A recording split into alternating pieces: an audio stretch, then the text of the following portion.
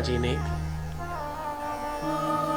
नारद को संपूर्ण शिव कथा सुनानी शुरू करी। नारद, ये वही शिव महापुराण है जो स्वयं भगवान शिव से भाषित है, शिव के मुख से भाष्य है, वही तुम्हें सुना रहा हूं।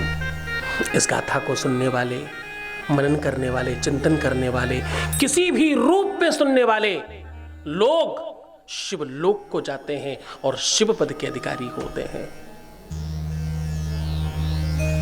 शिव पुराण में माइक लगाना, ज्यादा दूर तक सुनाना, ज्यादा लोगों को बुला करके इस कथा को श्रवण कराना, ज्यादा लोगों तक इस कथा को पहुंचाना, इस कथा को हर व्यक्ति को सुनाना, कोई धर्मात्मा हो तो भी सुनाना, कोई साधु हो तो भी सुनाना, कोई अच्छा व्यक्ति हो तो भी सुनाना, और जरा ध्यान से समझना, कोई नास्तिक हो या आस्तिक दोनों को सुनाना, क्योंकि किसी भी रूप में अगर ये कान में पड़ गई तो उसे मोक्ष मिलेगा, उसे शिव पद मिलेगा, उसे शिव भक्ति की कृपा से भगवान शिव का आशीर्वाद मिलेगा, क्योंकि इसका नाम श्रुति है।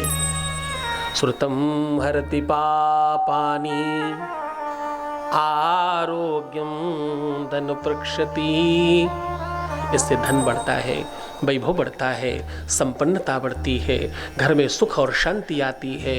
हाँ, वैभव बढ़ता है, कलह समाप्त होती है, रोग समाप्त होता है, शारीरिक सुख मिलता है, और वो सब कुछ प्राप्त होता है जो आप पाना चाहते हैं।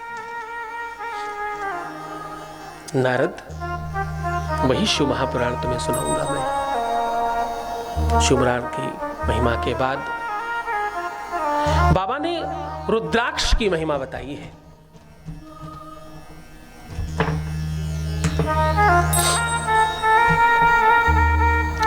रुद्राक्ष वो फल है, रुद्राक्ष वो, इसे वस्तु कहना, इसे सामग्री कहना दोष है। शिव महापुराण कहती है रुद्राक्ष स्वयं भगवान है। शिव महापुराण में कहा गया है रुद्राक्ष का स्पर्श भी, रुद्राक्ष का स्पर्श करना, रुद्राक्ष को छूना, रुद्राक्ष को साथ रखना मानो बाबा को साथ रखना है। शिव महापुराण में बाबा ने रुद्राक्ष की कंप्लीट महिमा बताई है। मूलतः 14 प्रकार के रुद्राक्ष बताए बाबा ने, वैसे 24 प्रकार के रुद्राक्ष पाए जाते हैं। निम्न श्रेणी के, उत्तम श्रेणी के और मध्यम श्रेणी के रुद्राक्ष बताए बाबा ने। जो रुद्राक्ष प्राकृतिक रूप से सुंदर और स्वच्छ होते हैं, निर्मल होते हैं और देखने में दिव्य लगते हैं, वो उत्तम श्रेणी के हैं। और जिन रुद्राक्षों में प्राकृतिक छेद नहीं होता, वो रुद्राक्ष जिनमें मनुष्य के द्वारा छेद किया जाए, वो मध्यम श्रेणी के रुद्राक्ष माने जाते हैं। जो रुद्राक्ष जिनमें कीड़े लग गए हैं, घुन गए हैं, टूट गए हैं, खराब हो गए हैं, उनको निम्न श्रेणी का रुद्राक्ष माना गया है।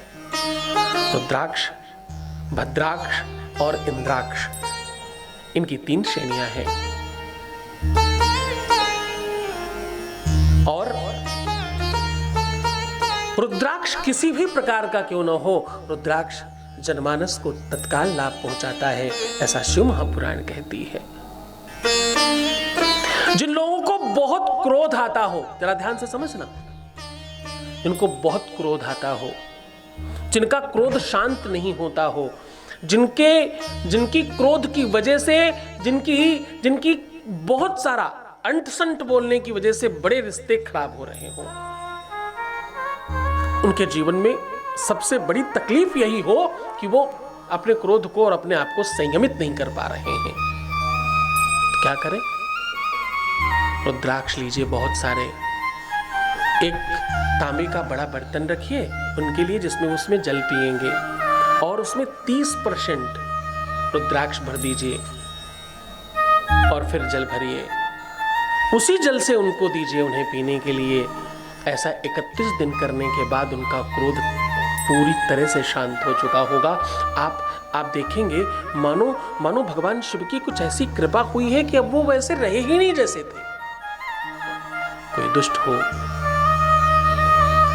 किसी की बुद्धि निर्मल नहीं हो, किसी का मन शांत नहीं हो, किसी का विवेक अच्छा काम नहीं करता हो, किसी की एकाग्रता अच्छी नहीं हो, किसी के दिमाग में कोई खुरापात रहता हो, कुछ उल्टी सीधी चीजों में दिमाग लगता हो, डिप्रेशन हो, मानसिक अशांति हो, या बहुत परेशान हो किसी भी बात को लेकर के, खूब सारे रुद्राक्ष लीजिए और ताम्र के बर्तन में पात्र में रख करके उसमें जल डाल करके निरंतर पीने से आपकी ये सारी की सारी समस्याएं समाप्त हो जाएंगी।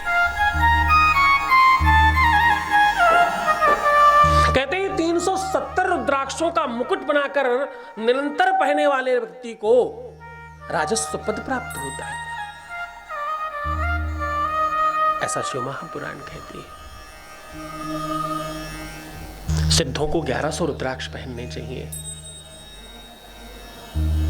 संतों को, महात्माओं को, अमलात्माओं को, जो यतीम नहीं है उनको 550 रुद्राक्ष पहनने चाहिए। सामान्य लोगों को 1, 3, 5 या 7 मालाएं पहननी चाहिए, ऐसा शिव महापुराण कहती है। एक मुखी से लेकर के 14 मुखी के लिए पूरा का पूरा वृत्तांत बताया है शिव महापुराण में।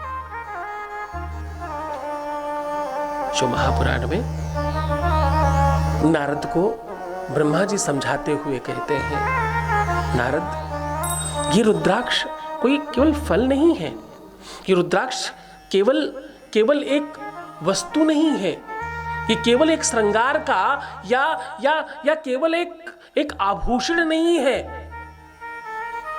नारद, ये तो स्वयं भगवान है और ये पंचमूली है, इसमें तो भगवान शिव का साक्षात वास है।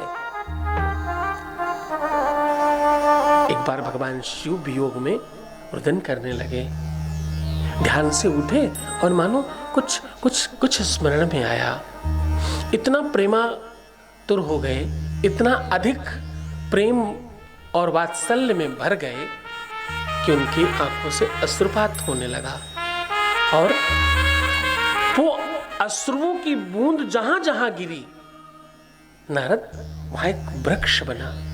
और ये वृक्ष कोई और नहीं नारद, ये शिवगढ़ ही है, जो बाबा की वास्तविकता को संभाल कर बैठे हैं अपने अंदर।